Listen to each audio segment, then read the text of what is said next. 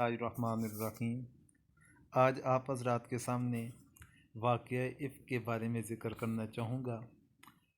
تو اس پر بات کرنے سے پہلے یہ گزارش ہے کہ جن حضرات نے ابھی تک چینل سبسکرائب نہیں کیا تو برائے مہربانی کر لیں تاکہ اس طرح کی معلوماتی ویڈیوز آپ کو بر وقت ملتی رہیں۔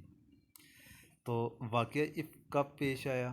شعبان 5 ہجری، مشہور قول 5 ہجری کا ہے، اور بعض کتب کے اندر 6 ہجری کا بھی ذکر ملتا ہے۔ واقعہ افک میں کس زوجہ مطہرہ پر تہمت لگی تھی؟ حضرت عائشہ صدیقہ رضی اللہ تعالیٰ عنہ پر۔ کس شخص کی طرف حضرت عائشہ کی تہمت لگائی گئی تھی؟ حضرت صفوان بن معطل رضی اللہ تعالیٰ عنہ کی طرف۔ حضرت اسامہ نے حضور اکرم صلی اللہ علیہ وسلم کو کیا مشورہ دیا جب حضور اکرم صلی اللہ علیہ وسلم مشاورت فرما رہے تھے حضرت عائشہ کے متعلق؟ تو انہوں نے مشورہ دیا تھا کہ ان کو اپنی زوجیت میں برقرار رکھیں۔ حضرت عائشہ کو کس نے تہمت کا بتایا تھا؟ یعنی حضرت عائشہ رضی اللہ تعالیٰ عنہ کے علم کے اندر نہ تھا، جب انہیں پہلی بار پتہ چلا تو کس نے بتایا تھا؟ حضرت مصطح رضی اللہ تعالیٰ عنہ نے بتایا تھا۔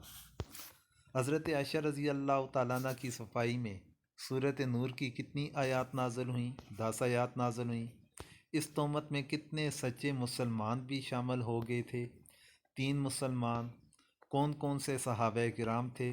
حضرت مصطح بن اساسہ رضی اللہ تعالیٰ عنہ، حضرت حسان بن ثابت اور حضرت حمنہ بنت جاش رضی اللہ عنہم، یہ بھی ساتھ میں شریک ہو چکے تھے۔ ان مخلص صحابہ کرام کو کیا سزا دی گئی؟ حد قذف کے طور پر 80 کوڑے سزا انہیں دی گئی تھی۔ عبداللہ بن ابی کو کیا سزا ملی تھی؟ مشہور قول یہی ہے کہ وہ سزا سے بچ گیا تھا۔